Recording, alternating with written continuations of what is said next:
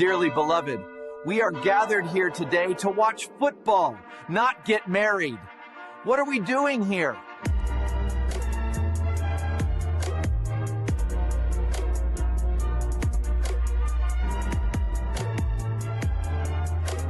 I've gotten a lot of baby powder. People like, man, what you getting out of baby powder for? I think I'm going to have to smack the hell out of a lot of people this year. I just can feel it. Hold on. The only thing you should be getting married to in the fall is football. That's right. It's No Weddings in the Fall, the show that helps you get married to football. That's right, baby. All right. Well, we got our NFC preview tonight. So let's get things started. Let's welcome our guest, of course, or co-host. Sorry, I won't say my guest. Welcome in, of course, Justin Jesus Herrera. Welcome in, sir. I was gonna say, you better not be calling Ben Troupe your guest. This is his goddamn show. But yeah, I'm glad. Yeah, exactly. This is his show, man. But I'm glad to be here. Excited to be on the second week, and yeah. Don't get married in the fall because you will be constantly looking when you hear that ESPN app click on you. You just go, what? Who did what? Who did what? Alvin Kamara? Shit. I didn't put him on my team. I didn't put him starting today. Absolutely. Daniel Berry, Sports Highlights. Appreciate you. Happy Wednesday to you as well. Hump Day. Podcast Smitty, what's good to you, my friend? Winning the division in the house. All right. Love it. All right. Let's also welcome in the non-guest star of the show, Ben Kadoo Troupe. Welcome in, my friend. Man, it's always good to be on with you, Commissioner Justin. It's good seeing you 2 weeks in a row. I'm just happy that football is back. I don't have to have fake conversations with people, laugh at jokes that ain't funny. I don't want to talk to you. You don't want to talk to me. Just keep it moving. I'm back to what I do. That's all right. It's like life begins again all of a sudden, this feels like, for sure. All right, well, let's pay the bills real quick before we get started. Of course, if you're watching on YouTube, do us a solid.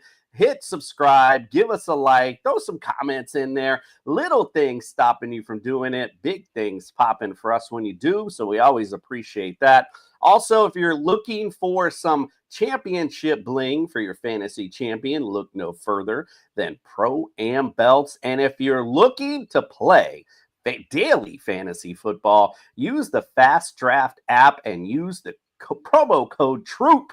That'll give you, we'll double your deposit up to $50. So that's $100. Start throwing down on your daily fantasy football stuff. So make sure you check them out. All right. Like I said, we got a whole NFC preview today. Justin looks really happy, just stuck there with a smile on his face. Gotta love it. All right. So we got an NFC preview. And like we do to the start of our show, we're going to bring our injury expert in to talk about the latest in injuries from the NFC. It's Brian Scott from the Injured List podcast. It's time to get your latest NFL injury updates with Brian from the Injured List podcast. The doctor is in.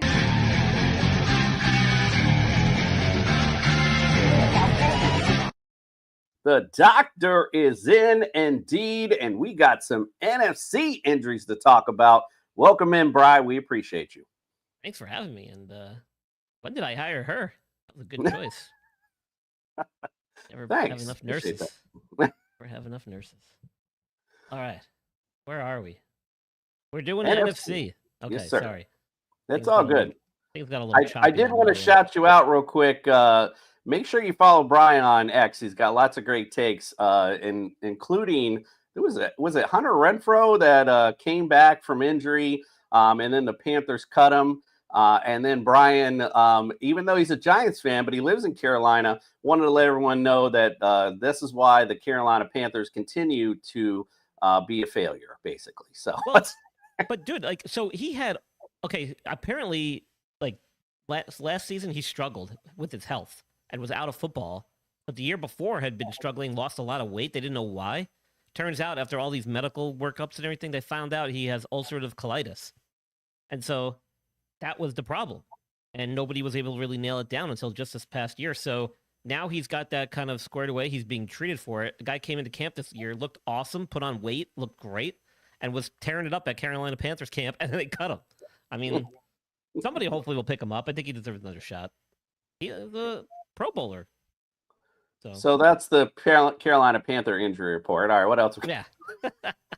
Sorry, I just had to throw that in there. It's actually an interesting story. I felt bad for him. No, it is actually. No, that's why I brought it up. Absolutely. Yeah. So we're kicking off here with the Dallas Cowboys. The other America's team. Miles Sanders injured his shoulder during camp. He missed a preseason finale against Atlanta, but it sounds like he was dealing with some type of bruise or soreness. They're saying that he's making significant progress. It doesn't sound like it's a big deal. I think they're just being cautious here. He should be ready week 1. Jaden Blue had a low ankle sprain in the preseason finale. He said afterward it's nothing serious. The medical staff confirmed that it was just a mild sprain. It's not a high ankle injury, just a normal, traditional kind of ankle sprain, more commonly seen. And he's already resumed some light practice today, and the expectation is that he'll be ready as well. Moving over to my New York Football Giants, there's some concern. Everyone's panicking about Malik Neighbors not having practiced in the last week or so. It sounds like it's just precautionary. The dude was tearing it up in the preseason. He looked like he was in great shape. I see no reason why this is going to be any long-term issue. I think they're doing the smart thing here, preventing a long-term chronic low back thing. So they're sitting him down, letting him recover. He's been doing rehab with the trainers, stretching. He'll be ready week 1. Trust me, guys. As a Giant fan, there's no way this guy's going to sit. Philadelphia, the Eagles, your Super Bowl champs. A.J. Brown dealing with a hamstring injury that popped up late in camp. He missed a few practices, has been doing some limited work during this time as he kind of makes his way back. He's moving pretty well by all reports. It sounds like, again, with hamstrings, you don't want to get a re-injury. The high re-injury rates with these, they could easily be re-aggravated. So they're expecting him to be limited leading up to week 1, but by all accounts, it sounds like he's going to be ready week 1. I think him and Devonta Smith both returned to practice today, and we're doing even a lot more, so that's a good sign. Devonta Smith has been dealing with a groin issue. Sounds like it was more tightness, not so much an injury per se. They expect him back on the field running routes, and like I said, he returned today too. The Washington Commanders, you have Noah Brown. He is dealing with this undisclosed injury. Apparently, he was carted off the field early in preseason or during minicamp or at some point. They haven't said what is going on. So it's highly doubtful he's going to be ready week 1. And we just had the roster cuts the other day. You guys could tell me. I don't even know if he's been placed on IR or not. That would be a sign as to how significant these injuries are. As the roster cuts were made, I think on Tuesday, down to 53. So if you know guys are going to be out for extended periods of time, usually IR is the way to go. And you can make that transaction later after missing 4 games in the season. So that's one way to tell how significant some of these things are. Unfortunately, that's going to hamper your ability to draft players in fantasy because you're going to have to wait for them to be available. But then you can plan ahead, The Bears dealing with Rashawn Johnson. He's been out for more than a week with some kind of foot injury. He's been seen wearing a boot at times. They haven't disclosed the exact problem. Some people have speculated that it could be a stress fracture or possibly some plantar fasciitis. Those are 2 very different injuries, but can often be treated both with a walking boot. So his return timetable is very unclear at this point. We'll have to keep a close eye on this as it continues to develop. I don't think he's been placed on IR, so it means that he probably will be ready within a few weeks, but whether or not he's going to be ready week 1 is anyone's guess at this point. The Green Bay Packers dealing with Jordan Love. There's been no confirmed injury that I could find. It sounds like he's just been managing some soreness. It sounds like he's going to be ready week 1 without any issue. I don't think it's a big deal.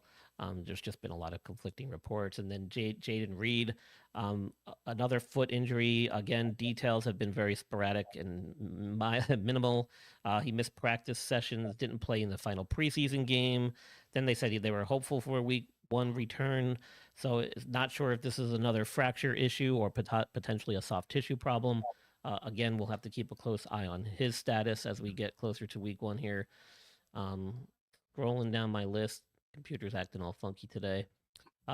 Justin Jefferson was on this list. I didn't see any major issues with him, so unless there was something specific you guys wanted to know about, No, because when I sent that list to you, basically what I did was just go through each roster and anyone designated with a Q or anything like that. I just typed it in basically. So yeah, and by league rules, especially as we get into the regular season, I'm not quite certain what the preseason rules are, but by league rules, anybody that basically has any type of limited practice session or is receiving treatment for any injury has to be listed on the injury reports.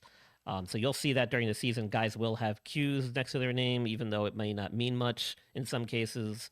You're going to see a lot of stuff like that pop up throughout the year. Just got to realize that by league rules, they have to list players on the injury reports if they have any type of limitations or any type of treatments for ongoing injuries. So some guys will pop up on the injury reports every week of the season, but doesn't mean they're necessarily missing any action. The Atlanta Falcons, Darnell Mooney had a shoulder issue, which originally a lot of people thought he was going to go on IR. It sounds like he did not. He has been limited in practice. They're easing him back into full go. I believe it was some type of AC joint sprain from what I've read. Again, sketchy reporting here. But the fact that he avoided IR is a strong sign that he's making a good recovery. So he should be, if not ready week 1, definitely within that week 2 to 3 mark. The Panthers were going back to them because of their rookie wide receiver, and I can't even say his name, Tatora McMillan. He was dealing with a hamstring issue. He returned to practice this week. He's been running routes, catching passes. Sounds like he's doing well. It could have just been a cramp or something mild. If they were smart, they would tread very cautiously with the hamstrings, as we've already mentioned. But again, it's the Panthers. Chris Godwin, nagging lower body stuff. I feel like I'm always talking about him with lower body soft tissue injuries. They were saying it was hamstring tightness earlier in camp. They believe he's going to be ready to contribute week 1. He's progressing well. The workload has been ramped up. Again, he's got a notable history of lower body stuff throughout his career. He's getting older as well. He's been around the league for a while. I've had him on my injury reports, what seems like almost every week for the last couple of years. So hopefully he does not become a repeating theme for me this season as well. We got a defensive player on the list with the Rams, Jared Verse. Didn't see any major issues with him, though. I'm not sure if there was something specific. Maybe he's cleared and returned to practice today. That could have just been something maybe you guys had a question about. It's just the same as Justin Jefferson. I saw the Q, so. Yeah, no worries. And then the 49ers, sorry, Justin. I know there almost always are multiple 49ers that pop up on the injury reports throughout the weeks here in the regular season. And Brandon Ayuk has been no stranger to that. He was one of the players I featured on my pre-draft NFL draft special the year he came out of college. And he had an ACL injury last year, I believe, and then was placed on reserve PUP. I knew he wasn't going to be ready to start the season, so that's not a surprise. I was originally, I think, saying week 6 based on the timelines. I'm still sticking with that, so we'll have to see what's going on with him as we get closer to that time frame. But with the timing of his injury from last season and stuff, it's going to be probably week 6. I'm sticking to that. And then Juwan Jennings, no injuries with him. He may have just popped up on the injured list with treatments or limited practice session for whatever reason, but nothing serious from what I can tell. All right, Brian. Well, thanks. Everyone go follow Brian on social media, the Injured List Podcast, as well as we can check him out on right here at That Sports Podcast Network with some great interviews as well. You can check him out Friday. Also, we'll be doing a fantasy show on Friday. And so Brian will be on there to give us some injury reports there also. All right, Brian. Well, we appreciate you, my friend. And like I said, I'll see you on Friday. All right, guys. Enjoy your evening. Thanks for having me on. Yes, sir.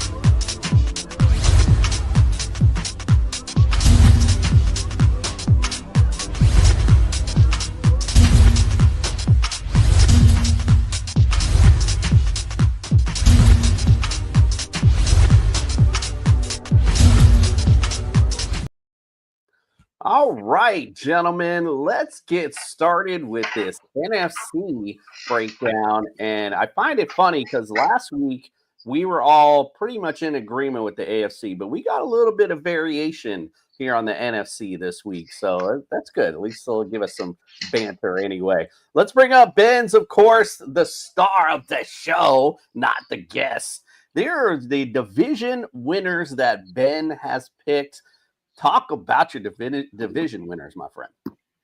Well, I mean, obviously the easiest one of this list got to be the Eagles being the defending champs. I think when they reloaded this offseason, you understand they're going to be a team that is going to be a hard out. I know the NFC East going to have something to say about it, but when you got the best culture in your division, you got the best players in your division, and you got the best team in your division, it's going to be easy to pick them as division winners. It's crazy that I'm picking the Lions to win that AFC North, not because I don't think Minnesota, and Green Bay going to be competitive. I just think that Jared Goff and company, they got to figure it out. Now, they got to replace both Ben Johnson and Aaron Glenn. And as both of you guys know, when you got to replace coordinators, you're going to go through a learning curve. But when you got Aiden Hutchinson, a healthy Aiden Hutchinson, when you got that two-headed monster at running back, Amon St. Brown, he might be a slot specialist, but you cannot stop him. Detroit is going to be a team too. Detroit is going to be my team to win. The North. I hate the fact that I got to say the Bucs going to win the NFC South because my team, the Falcons, are in the South. I think the Falcons going to make some noise, but Baker Mayfield and company, healthy Chris Godwin, Mike Evans. You talk about the young running back, Emeka, and Mbuka coming, first round rookie out of Ohio State. I think that offense is going to be good. Not going to have Tristan Wirfs to start the season, but I think they'll find a way to, to keep the train on the track long enough for him to get back and stick to their winning ways. Ty Bowles, outside of cutting, Shiloh Sanders has done everything right. So I got to give it to the Bucs being the division winner coming out of the South. And here's the one. I mean, you talk about Arizona. I don't know what they're gonna do. San Francisco, they say they got the easiest schedule, right? Seattle got a brand new quarterback in Sam Darnold. So for me, that just leaves the Rams. And I think the thing about it is the lower back of the lower back of Matthew Stafford is a concern. We don't know how hurt he actually is, but Puka Nacua, Devontae Adams, Tutu Atwell. You talk about the running game. You talk about Verge coming into his second year, being the rookie of the year. I like the Rams this year. I like Sean McVay. Sean, listen, man, you're gonna have to find a way to get you some hobbies, man. You should know the play you called 4 years ago on third down in the rain. That kind of stuff is weird to me. I don't know why he does it, but I would take the Eagles, I would take the Lions, I would take the Bucs, and I would take the Rams. I did a little bit of fibbing because you and I, sir, are on the exact same page. Like the Eagles, you beat a man, you got to beat the man, period. The Lions had a lot of turnover. So the only team that I felt like I was hesitant a little bit about because they have had a lot of turnover on the coaching staff and a little bit on the defense as well. But the fact is they didn't win all those football games last year. And you think they're going to come out this year and just, and shit the bed, so to speak. So I like the Lions this year. And the Bucs, like you mentioned, I do also think the Falcons are going to play well this season. But the fact is, the Bucs do it and do it well, and especially they win when it matters. And that leads me to the Rams, who do the same exact thing. They win when it matters. They got hot right at the right time last year. I think they have pretty much like a complete team where they can run, they can throw, and they play good defense. So you got to like the Rams to win that division. Now, here's where we get a little bit different. And I think you'll like at least a little bit of what Justin's got to say there, Ben. What do you say, Justin? Talk about your NFC division winners. Yeah, so this is where we get real different. Stick with the Eagles. Eagles, you guys already talked them up. They're just a great organization, got a great GM doing great things. I think the Falcons are going to be a big threat this year. Kind of what Ben said, that left tackle, I think is going to be an issue for the Bucs. I think that, this was really kind of an even thing going through all of last year. I think the Bucs easily have a chance to be right there in that spot where the Falcons are. But I think this year, I think the Falcons really do take that next step. They have a solid quarterback. They have great everything else. They have top tier everything else. They got a damn good line. They've got B. John Robinson. I know I have an offensive line injury as well, I believe, at left tackle. Right tackle, I'm sorry, Caleb McGarry. But, they have damn good rest of their offensive line. And they have one of the guys I think is going to break out this year, Drake London, best wide receivers in the game. The Bears. You want to talk about a team that's got everything? I mean, Caleb Williams is just in a candy shop, and he's just like, who do I throw the ball to first? I've got 2 tight ends. I've got 3 wide receivers. I've got a running back that's great as a receiver as well. And now you're putting an offensive line in front of me.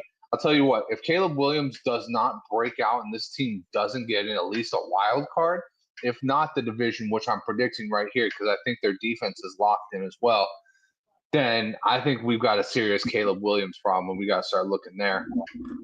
And then the Seahawks, I fucking hate to say this.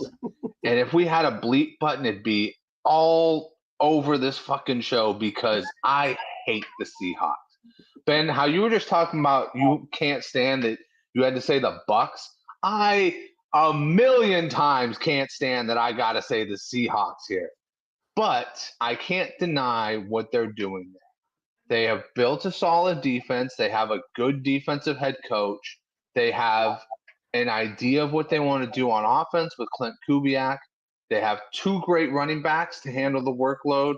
They've got Jackson Smith and Jigba, and they've got Cooper Kupp, who was Jackson Smith and Jigba before Jackson Smith and Jigba was. They've got Torrey Horton on the outside, who's looking like a stud. They've got Elijah Arroyo when they finally decide to deploy him. That's going to be trouble for safeties. This is a team that was building its offensive line off of Russell Wilson picks, and they still have won that trade 3 years later because Russ is still a pain in the ass for the Broncos cap, and they're still racking in all these guys that are going to like Pro Bowls, all these guys that are getting recognized right now on that offensive line. So I hate to say it, but the Seahawks are my West guys because I think the injuries for the 49ers and the Rams, I like the Rams. Everything else, their offensive line is getting a little bit shaky. I mean, they lost their left tackle, and they don't really have a lot of depth behind them. It's a little shaky when your quarterback's got back issues and carrying that team for too long. He might end up getting carried off on a stretcher if he stays in that pocket for too long. All righty. Like that. At least a little something different. I like the Bears in the mix. Not even a wild card. We got them winning the division, baby. I love it. All right, Ben, let's go to your wild card teams in the NFC. Let's see what you got there. Talk about them. I know that everybody seemed to think that Jaden Daniels was an anomaly last year. I think he picks up where he left off. I know he's happy now that Scary Terry just got a 3-year, $96 million potential, $96 million extension. It's always good going into your second year when you got your number 1 receiver. I think Washington picks up where they left off because now, even though the NFL and defensive coordinators have had a full year to get with tape on Jaden Daniels, I think he does take that sophomore leap and continues with his winning ways. Jordan Love can stay healthy. Even though I don't got them win the division, I do have them being a wild card team. Green Bay is going to be in it. Green Bay finally got a guy, Matt Golden, right, that can take it over the top. I mean, and I think when you look at the running back position, you look at the tight ends, you look at the receivers and what they're doing on defense, Green Bay, they're going to be in it. I think they found a way to continue to stick to their winning way because they got a winning recipe, and that is going to be the health and right arm of Jordan Love. Jordan, before you got married, you was good. Since you've been married, man, you're getting hurt all the time. Hey, man, we need you to be out there on the field. I like Green Bay. San Francisco paid George Kittle. They paid Fair Warner. They paid their fullback. Now, Brock Purdy gets his new money. I think San Francisco has been said to have the easiest schedule in the National Football League. I don't like headlines like that. There are no easy wins in the National Football League. Even teams like the Browns are going to be competitive. They're going to lose, but they're going to be competitive. I got San Francisco being a wild card because I just think that they're going to have to start. I mean, that front office, with John Lynch and Kyle Shanahan got to start showing they're more than just a flash in the pan. You didn't win it with Jimmy Garoppolo. You didn't win it with Brock Purdy, but Brock Purdy, you gave him a new deal. You got to go out there and show why he is your franchise QB. Washington, Green Bay, San Francisco. The three things they got in common, they got three solid quarterbacks. Even though Brock Purdy is not a game changer, he's a good enough game manager. Jaden Daniels going in the second year. Jordan Love got new money. Brock Purdy got the newest check. We gonna see, but I like those three guys coming out of the NFC as my wild card three. I like it. We're pretty similar again with one difference. So yeah, I like the Commanders. There's no denying that they're just a good football team, period. And they were showing that last season. The Packers, the same deal. You've said it already. There's no point in me going on a big rant, but I think they're getting to where they're also one of those getting to where they're a complete team. They got the running back, the quarterback, getting him now weapons as well. So you got to like Green Bay going into the season. And the biggest difference, Justin laid it out. I like what Seattle's doing defensively. And again, Sam Darnold is who he is. And he'll play in the regular season great. But when the big lights turn on, he might disappear a little bit. But either way, I think that gets him at least into the wild card spot. All right, Justin, you were a little different than us for the division winners. What do you say about these wild card teams? Yeah, I'm a little different than you guys, period, and that's kind of what makes this show really nice. I like it when we're a little bit different because everybody gets a little bit of perspective in here. Bucks, I think the Bucks are good enough to get a wild card. Like I said, they could easily flip-flop the Falcons on my board. I just like the Falcons as starting off injury-free, whereas the Bucks are not. Green Bay, you guys pretty much outlined it perfectly. Adding more weapons, Jordan Love's good. I don't know if Jordan Love is better than Brock Purdy, but I do know that he has a bigger arm and he has more potential and he has bigger weapons as far as like speed. So we're going to see what this offense can do. And then the Vikings. I don't know why people are out on the Vikings. Vikings have ever returning everything they returned last year. All they're doing is putting in J.J. McCarthy and for Sam Darnold. And I'm going to say it. I think J.J. McCarthy is better than Sam Darnold right now. And so why can't they, step into a role where they can pretty much walk back into the NFC wildcard picture just like they were last year? Aaron Jones now has a backup in Jordan Mason. They'll have Jordan Addison out for a little bit, but that's no big deal. Adam Thielen's coming into town. And, they still got Hawk. They still got killer defense, and they still got Flores, who's dialing up deep blitzes all over the place. I still think the Vikings are going to be clutch. And the key is I think the Lions are going to have a down year because they lost the coordinators, because their offensive line got shook up a little bit. I think this is one of those years where we kind of see, are the Lions building a solid foundation, or are we starting to get a little bit shaky here because maybe the defense can't stay healthy and the offense has got a new guy behind the headset? Well, I think the biggest take out of all that we just said is that the NFC North is pretty nasty. We've all, with every team we covered at least at once during this playoff perspective. So gotta like the NFC North, that's for sure. Let's talk about a couple of the scrub teams of the NFC. We can bring up the Cowboys first. It's always big. Everyone loves to talk about the Cowboys.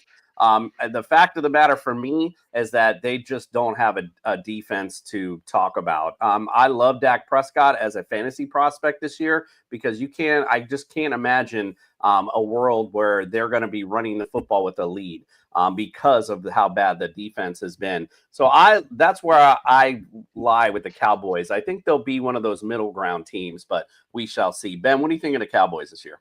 I think if the Cowboys had to worry about nothing but football, they probably would have a shot at being a better football team. But it'd be so much going on about them that have nothing to do with football. Yes, Michael Parsons is disgruntled and still haven't got his money. Yes, they got this fake Netflix special talk about the 90s. They had to say, hey man, what them VHS tapes we had of who? Of the Cowboys. They're trying to do a Netflix special, and we got to have some. I think here's the thing about the Cowboys. George Pickens being added to that offense is going to be electric. Problem is, they don't play defense. I don't care who Dallas got. If they can't stop the run, it's going to be a long year. I love Michael Parsons.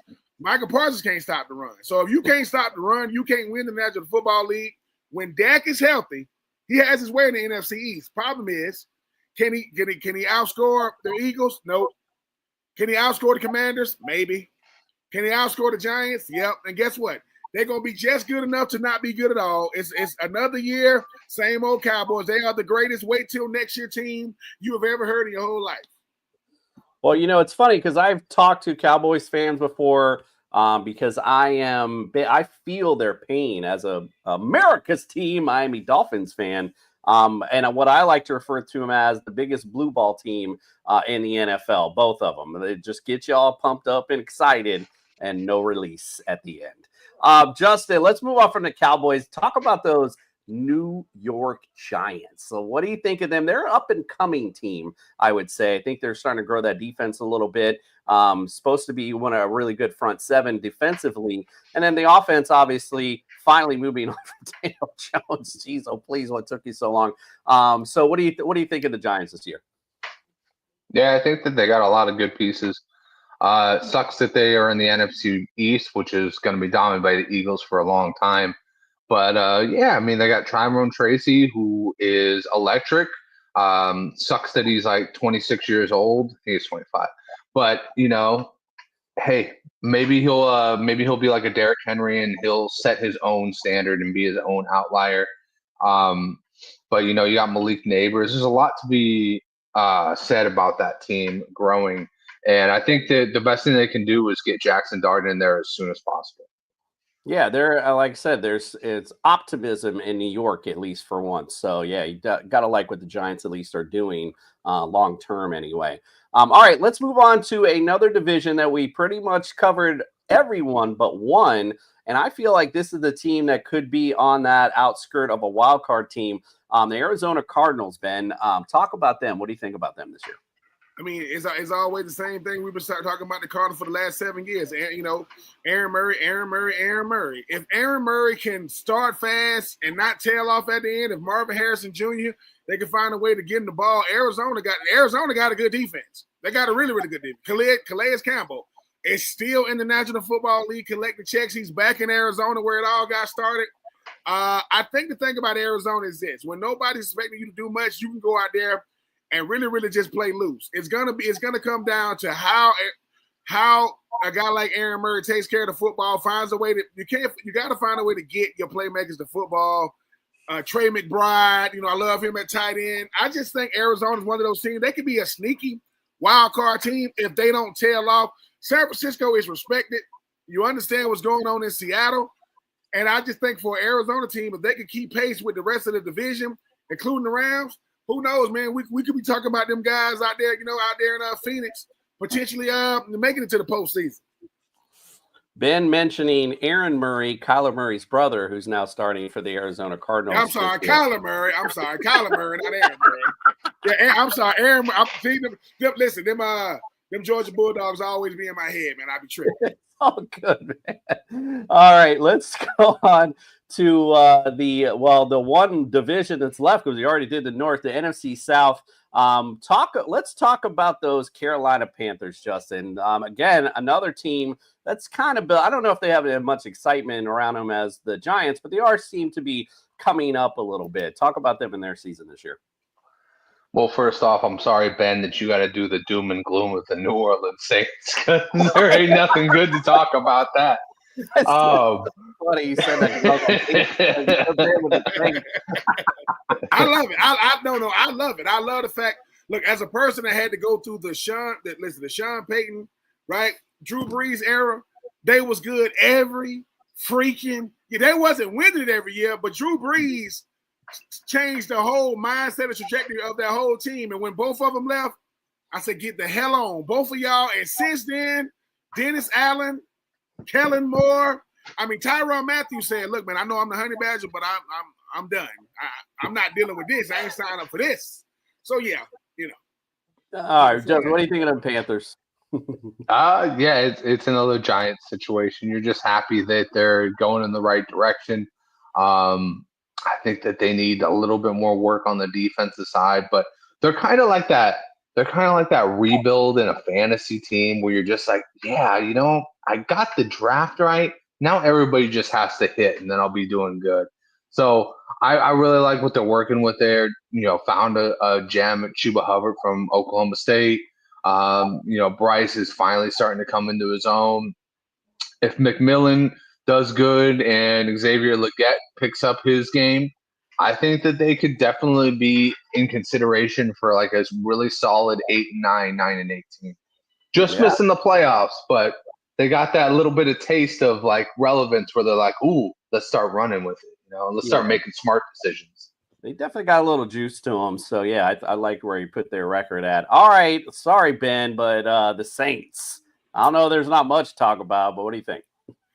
I think the Saints fumbled the bag in so many different ways. I like Kellen Moore coming over, as he finally get a chance to be a head coach, former offensive coordinator, for those Eagles. But you don't have a quarterback. You didn't trade. You didn't get one in free agency. You didn't get one. You got one in the draft, I think. You didn't get one at the trade deadline like other teams did. And you start asking yourself, what are we building towards? I mean, I get it. People say, oh, they're going to tank for Arch. No, they're going to stink for Arch. They ain't tanking. They're just not going to be good. They're not tanking. They're just going to be bad. But here's the thing when you do that. To tell Alvin Kamara, right? To tell guys like Cameron Jordan, hey, man, we're going to sit this year out. What? Yeah, we're going to sit this one out. Why?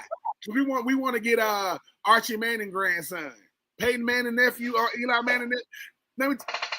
That means we're going to be picking first. Yeah, that means we're going to suck. Yep, that means you're going to suck in 2026 like you're doing in 2025. But I will say this about the Saints. The Saints are not going to just lay down. But from what we've grown to see them, what they were to what they are, I mean, Cameron Jordan was born in the 80s. Hell, I was born in the 80s.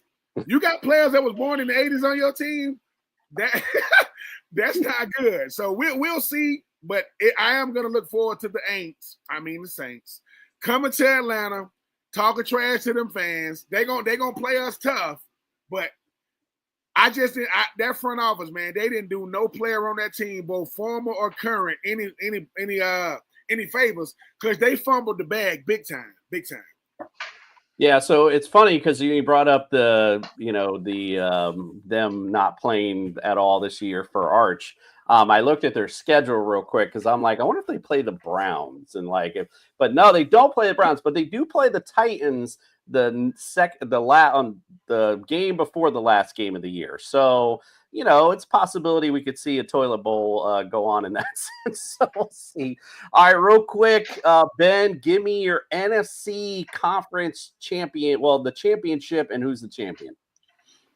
Oh, I think the conference championship game, I can see it being the Eagles versus the Lions, and it's going to depend on who has the better record. If the Lions got the better record, which means they get to play in Ford Field, they give them a shot. If they got to go outside, if they got to go to Philly, I like Jared Goff. I think the way they're built with Dan Campbell, they're look, the Detroit Lions are built just like that city, man. They hard nosed, they gonna fight you. But they ain't never fought nobody like Philly. They ain't never fought nobody like that. And like I said, I know a lot of people that can fight until they meet somebody who can fight back. Then they go, that dude, yeah, he gonna punch you back. Really? Yeah, man. I mean, I'm not saying ugly people like to get in fights, but what you gonna do to their face? Life ain't already done to it. So I hope the Lions and the Eagles. I see it being the Lions and the Eagles, but I got the Eagles moving on. I think while the Lions are a feel-good story, we talking about the Lions as being one of the top teams in the NFL and the NFC. But the Eagles, they move to beat up a different drum. I know that Detroit got two running backs. Neither one of them better than Saquon. I love Amon St. Brown. Love A.J. Brown, though. So and Jalen Hurts, I think, is the guy that behind that $1 million smile, he coming for everybody. He coming for everybody in the NFL. He coming for everybody that think he's not that good. And he's coming for guys like, he want everybody to talk about Josh Allen and Lamar Jackson and Joe Burrow, right? And, and Patrick Mahomes. And guess what he's going to do? I'm going to beat them all. And I don't know if y'all seen that Eagles Super Bowl ring. That ring is huge. This one right here, if they win it again, hey man, they're gonna have to call Jacob the jeweler to be able to do this next one if they win it. But I do got to be in the Lions and the Eagles with the Eagles moving on to the Super Duper Bowl. I think the Eagles went to Jared, as they say. Justin, what do you think? Who's your NFC championship? Who takes it all away? I think it's going to be Philly taking it. And then I think it's going to be a surprise. I think it's going to be Philly and Seattle in the NFC championship game. I think that's kind of like a little establishment there. I think we get to see I really think we get to see Jalen Milroe, the future going forward. Yeah, I mean, I think it's going to be an exciting future too. That guy can book it. But yeah, I think it's going to be the Eagles for the third time in 4 years or some bullshit like that. Yeah, Eagles are good. Obviously, that makes my household happy anyway. I'm going to go Eagles and versus the Bucks. I feel like this is the time the Bucks need to make that final push, if you will, because I think that their window is going to start to close a bit. So I like the Bucks. I want to see the Bucks against the Eagles, and Eagles take it, period. I'm not sleeping on no couch tonight, so that's definite. All right, so guess what, fellas? Football is back, as we were just talking about it. And we already had some NCAA action. Let's talk about the week on repeat. And now to football scores with the boys from No Weddings in the Fall with the week on repeat.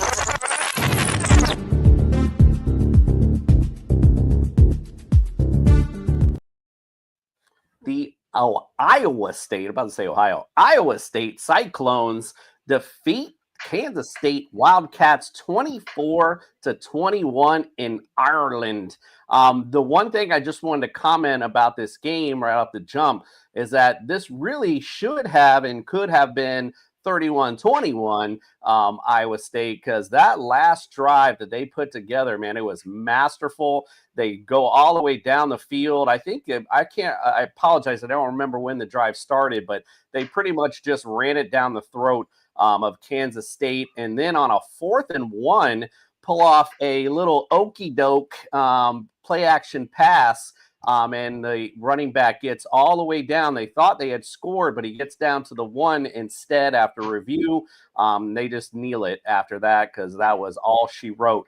So a good way to kick off college football. Obviously, it was Iowa State was ranked 22nd. Kansas State was 17th. So at least we got some ranked teams in there as well. Ben, what did you think of this game? I mean, started off real sloppy. I mean, as it was week 0. I mean, I don't know why the hell they got college students going to Ireland. Like, what? I'm just saying, like, what's wrong? We can't play in the States. Well, let me show the significance. Last year, Georgia Tech played Florida State. This year, it was Iowa State and Kansas State. Same score, 24-21. Same score. I don't know if it's something in the water over there in Ireland, but I will say this though. For them to have to go that far, it got really exciting in the fourth quarter. Kind of like a lot of turnovers before we got to that point. But when Iowa State said, "Look, man, we playing Kansas State. We gonna run the ball. We ain't doing this cute, getting away from the cute stuff. Run the ball, get to the 1-yard line, kneel." It ended up being a good game. I give a lot of credit to Kansas State. They ain't lay down. They did fight back. But Iowa State said, "Look, man, we the Cyclones.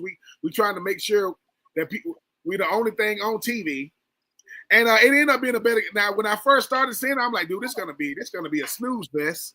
But they found a way to make it really exciting in the end. And like you said, Jason, at the end, they made a game of it. Iowa State came out with the win. Could have scored again, but that's good football. But people say, why would they just run in? Because a lot of crazy things could have happened. Kneel on it, get. I don't know how long of a flight it is. I've never been to Ireland, but I know it's long as hell. That is way too far when I still got class on Monday. Absolutely not. Absolutely not. Don't sign me up for that. Yeah, so 2 things about what you just said. It's funny because that was the whole reason we couldn't have a college playoff, remember, because they didn't want to run in the student schedule. But damn, you go over to Ireland, I'm sure that definitely messed up their schedule for sure. And I will say I was a big naysayer, especially the NFL, was pushing these games over to Europe and stuff. But I got to say, man, those crowds there, like they are just so enthusiastic. It gets you kind of like pumped up, even though they probably don't know what the hell they even cheering about. But they are out. They are excited. You see it even with wrestling. Yes, I watch wrestling. And, yeah, I mean, when they go overseas, the crowd is just hyped. It's good stuff. So, yeah, I'm starting to come around a little bit on the whole Europe NFL or any kind of sport over in Europe, kind of like the crowd situation. Justin, what say you on this epic college matchup to kick off the season? Yeah, it was a great matchup. Got to see two quarterbacks that not a lot of people in the nation know, but will know very soon. Rocco Betch and Avery Johnson. Two different styles. Rocco Betch is more of your standard passing quarterback, whereas Avery Johnson is a dual threat type of quarterback. And Iowa State, after losing Jaden Higgins, Jalen Noel, a lot of weaponry. You know, they did what they do best, and that is literally just run the ball. Carson Hansen, Abu Sama, just run it down K-State's throat. K-State was obviously off whack with their run defense. And listen, I'm excited because college football nowadays is not like what it was back in the day where it's like you lose one game and you're fucking fucked. Like you're not getting in. Like now you can lose a game, even two, if you're like the upper echelon and still get a shot at the playoffs. I love it because I want to see these two teams in the playoffs. Like I've been a huge K-State fan back to when, you know, obviously not that far back, but like, you know, I was a huge K-State fan when Will Howard was there. And then when Will Howard got taken off and sent off to Ohio State by Avery Johnson, I was like, oh, who the hell is this kid, dude? He just beat out a senior. He just made him leave town. And then lo and behold, that dude's like, he's pretty good himself. But yeah, it's just nice. And I believe it's somewhere in the double digits as far as a flight, at least from Baltimore, it was double digits. I don't remember all of it because I was asleep during the flight, but yeah, it was at least like 15 hours. I would have been like Mr. T on the A team. You're gonna have to shoot me up with something because there ain't no way in hell I'm getting on no airplane for that long. Yeah, so it was a good, like I said, it was a good game. And just one quick thing before we move on to both of your points. This ain't back in the day where those teams get voted in. So that's why they didn't have to go for that touchdown. Because back in the day, it was like, oh, I gotta run this score up. And they don't have to do that no more, not necessarily anyway. So I do like that aspect about it, that now we don't have to see teams try to run up scores just to get themselves involved in the national championship picture. So I do like that aspect as well. All right, well, like I said, we got college football and NFL, not just yet, but we got some this week. Let's find out what we're going to watch. Don't worry, Ben. No weddings here. I just want to know what college game to watch this week.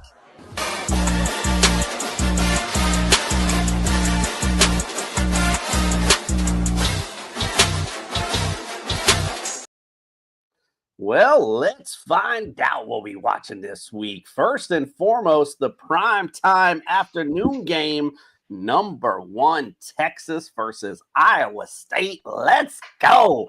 This series actually is tied 2-2. The last matchup obviously was last year in the Cotton Bowl, where Ohio State won 28-14. They're favored in this one by 3. What say you, Ben, about this matchup and who wins it? Number one, this is about as big of a week one matchup as we gonna get. I mean, number one versus number 2, defending national champions versus, a team like Texas, Arch Manning getting all the hype right now, as he should. I would say this. Ohio State is not they ain't finna lay down because big bad Texas, which is now in the SEC, is coming to town. I think all the pressure is on Texas. Why? Ryan Day know what it's like, the head coach of Ohio State know what it's like to finally say, hey, man, this is what it's like to win a national championship at Ohio State. Yep. I still got Jeremiah Smith over there. Yep. DBs don't want to deal with that young man. I think Steve Sarkisian, he's either a really, really good coach or he doesn't know what to do with his talent. And we're going to find it because this was going to happen. Ohio State, it's going to be a back and forth. But they'll pull away if Texas start doing some crazy stuff. I got Ohio State winning it by a field goal. I think it's going to be a classic. Here's why. Arch Manning has a lot of hype, and I know what he's going to be. He hasn't played anybody yet. Who has he played to make you think he's going to do it? No one wants to talk about it. Quinn Ewers is the only guy that went to back-to-back college football national championship semifinals and got drafted in the 7th round to America's team. I think he made the team down there in Miami. But I think Ohio State gets the win. I think it's going to be a classic. Arch Manning is going to introduce himself to the world. It's just going to be on the losing end. I'm going to go with the Buckeyes. I like it. I like it. Justin, what say you? Yeah, so I like this matchup because the QB position is just like completely like you don't know what's going to happen. You got one side, you got a freshman or I think it's a sophomore transfer, Julian Sand, and then on the other side you got Arch Manning. So you've really seen nothing from either one of these guys, and you're putting them behind offenses that are fully stacked and ready to go. I think this is going to be a hell of a game. I'm actually going to choose Texas because I think Arch Manning is going to ride the wave into a win this week. And I think the moment's going to be a little bit too big for Julian Sane. That being said, Jeremiah Smith is the absolute stud of both teams. Freaking dude should already be in the NFL after his freshman year. Fucking insane how talented he is. I like it. I'm going to go Texas too. I do like the Archie Manning feel. I actually read an article, and I apologize because this was a couple weeks ago. But they were saying how they felt that that Ohio State might even get blown out in this matchup, which I'd be surprised about. But I do like, and I wish I could quote the article because now that I'm saying it, I feel dumb even bringing it up. But it was an interesting read anyway, whoever the hell wrote it. But I think, Texas with Archie Manning, first game, like Ben said, got all this hype. So let's see if he can live up to it and let's ride. Let's go. All right, we got another good matchup there later in the afternoon. Number 9, LSU versus number 4, Clemson. Let's go, man. I like it. LSU leads the series 3-1. Their last matchup was in 2019 in the national championship game. LSU blew them out 42-25. Clemson's favored in this one by 2.5. Ben, what do you say about this one? Who wins? Man, this is a battle of the real Death Valley. Clemson Stadium is Death Valley. LSU Stadium is Death Valley. Clemson are the Tigers. LSU is the Tigers. Brian Kelly, the head coach of LSU, cannot win an opener. He cannot do it. I want to know if he can do it. But this is a battle of the first-round quarterbacks. Cade Klubnik, Garrett Nussmeier. In my mind, I think Cade is going to rise to the case and say, listen, man, Garrett, I know you're supposed to be the guy, but I am the guy. And everybody knows this about Dabo Swinney. Dabo Swinney is real good when he got a quarterback. When he got a QB, Clemson is going to be hard to beat. This is going to be a really, really good game. And while I don't like LSU, I do like LSU color scheme. I like the gold and the purple. I do. But, I'm going to go with them boys in orange and purple. I guarantee y'all they're going to wear all orange. Clemson is going to wear all orange. I guarantee it. If it was up to them, they'll wear it every week. This is a battle of the first-round quarterbacks. This is a battle of big-time coaches. I'm going to go with Dabo. I'm going to go with them Tigers from Clemson. I'm going to go with Cade over Garrett, but I do think it's going to be a good one. I like it. Justin, how about you? Yeah, I think I'm going to go with Clemson too. But, this game is kind of my favorite of the week because not only is it, like you said, the battle of the Tigers, but – we've got 2 guys that are going to be Heisman candidates, and they're taking over they have 2 offenses. They can just put up tons of points. For me, why I'm going Clemson is Clemson's got so many weapons outside on the perimeter that I kind of go, how is LSU going to stop this? Because LSU's defense kind of been a little bit shaky, not been the defense we've thought about in the past.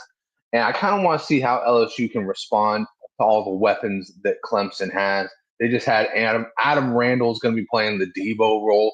He's literally being converted from a wide receiver to a running back because they had so many damn wide receivers there that they couldn't get the senior involved. So I love what's going on. I think this is going to be the actual game of the week. And I'm picking Clemson by 10 in this. I like that. Listen, talking about households, my dad, believe it or not, he was up in a cabin up there in the Carolinas. And he used to drive his motorcycle down to Clemson practice. So he's all of a sudden he's a Clemson guy, he says. So just for Dad, I got you. I'm going to go Clemson as well. As Justin said, I'm really looking forward to the matchup, especially between the two QBs, and maybe see some fun back-to-back air show. So that's what I always like to see in football. So we'll see if that's the way this shapes out. But yeah, I'm going to go Clemson as well in this one. So we went from Justin's favorite game to my favorite game in the evening. Number 6, Notre Dame going down to America's College to see the Miami Hurricanes. Notre Dame leads the series 18-8-1. Their last matchup was in 2017. Miami put the Psycho Beta beatdown on them 41-8.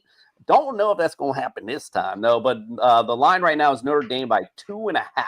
Ben, who wins it, and what do you think of the matchup? Man, I'm looking forward to this one. I mean, this reminds me of way back in the day, man, the Catholics versus the Convicts, 2025. They finna get it on. I mean, Carson Beck, the $4 million man himself, coming from Georgia down there to South Florida.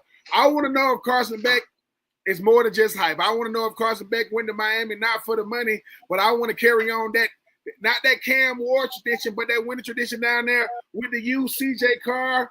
But I think what I Notre Dame is going to do, they're going to unleash Jeremiah Love and Jadarian Price, their running backs, and they got a tight end named Eli Raridan. This dude is 6'7", 252. I think this is going to be a good game.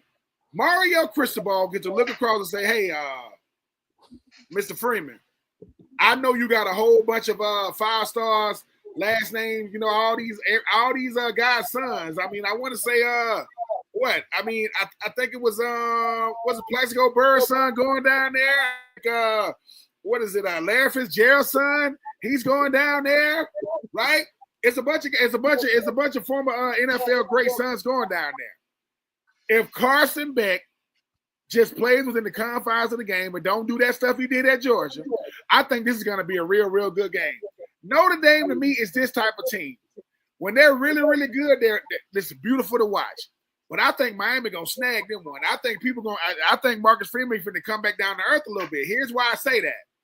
It's hard to continue to play at a high level when, number one, you in the ACC, but you don't have to honor that commissioner and Justin. They just do whatever they want to do. This is gonna be a good one. If Carson Beck plays well, Miami wins this thing. If Carson Beck start doing some crazy stuff, because you know what Notre Dame's gonna do. Notre Dame is not flashy on offense. Ultimately, they want to run the ball.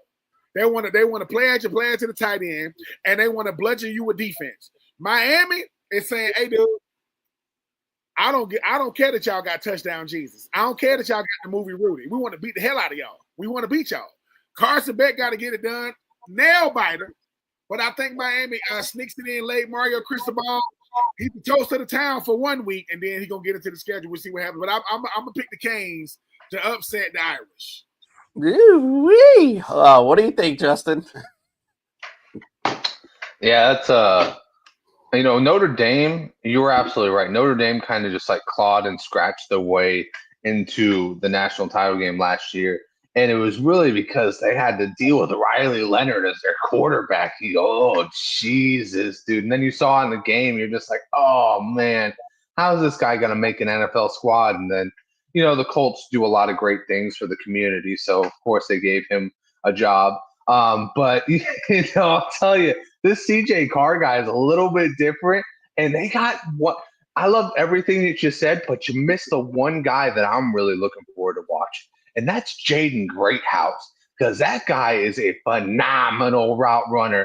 He's going to be in that slot position. I think he's going to be one of those guys that we're talking about, like a JSN in the near future.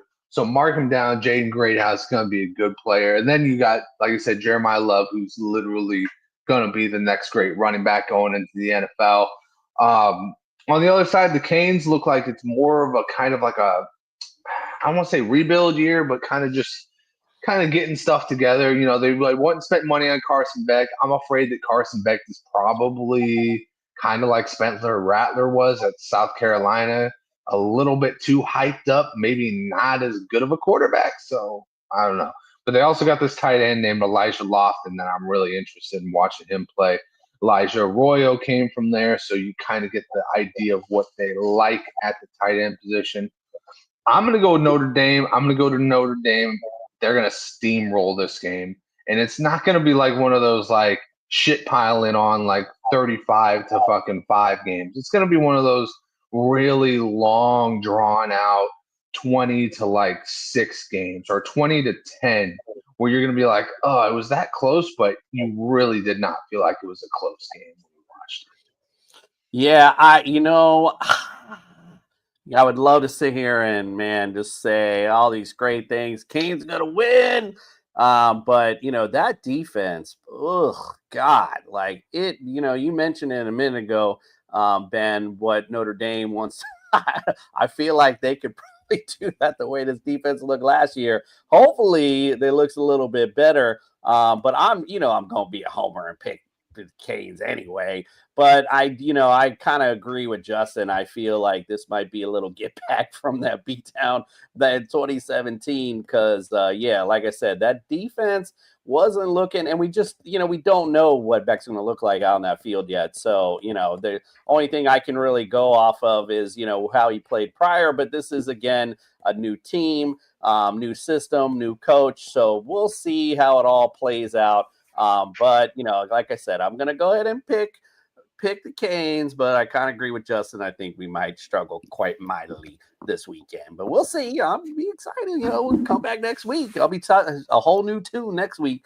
All right. So stick and stay here. Friday, we're going to have TSS fantasy season predictions. We're going to grade some drafts that we got sent into us. As well as I forgot what the hell else we're doing, but there are a couple other fun things we'll be doing as well. So come check us out on Friday. Me and Justin will be doing TSS fantasy season predictions. So a lot of fun. And if you have any fantasy questions, of course, you can always reach out to us here on social media at TSS Fantasy as well. Next Wednesday here on No Weddings in the Fall, we're going to be right in the thick. It's time to get it on. It's going to be just like we were doing last season. We're going to talk about the college scores, and of course, if there were NFL scores, to talk about that. And then we're going to get you hyped up for the week because we got the first week of NFL. So we'll be doing some picks and talking about all kind of good stuff is there as well. So make sure you stick and stay here. Before we close out tonight, we always like to close it out with our boy Ben. He's going to give us our Skadoop of the week. Here we go. I don't know about you, but I'm ready for Ben Troupe's Skadoop of the week.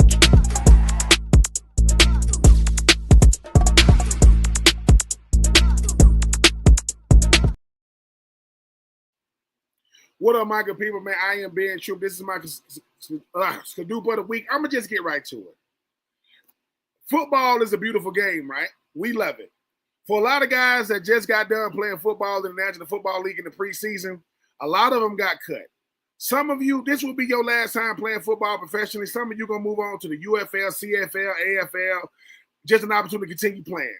Stop thinking you're a failure just because it didn't end the way you want. But this is really about one guy, Shiloh Sanders. To those of you out there who thinking that Shiloh Sanders is not going to be all right in life, forget his first name. What is his last name? His last name is Sanders. He's going to be good. So if you're trying to pile on to him saying he got cut because he swung on the tight end for Buffalo, no, he got cut because he was an undrafted rookie and he looked like a rookie.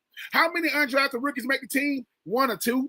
How many rookies that get drafted from 4th round to 7th round get cut? A lot. I'm just saying that to say this. If you were sitting around being an Instagram, Twitter, Snapchat hero coming at young men trying to make it in the National Football League, do 2 things, right? Get you a life and get you a freaking girlfriend. I am Ben Troupe. This is No Weddings in the Fall. Do me a favor. Like, share, subscribe. And if I catch you in any church from now to the end of the season, we don't do baby oil around here, but we do baby powder, and I'm going to smack the hell out you. Love you. We out of here.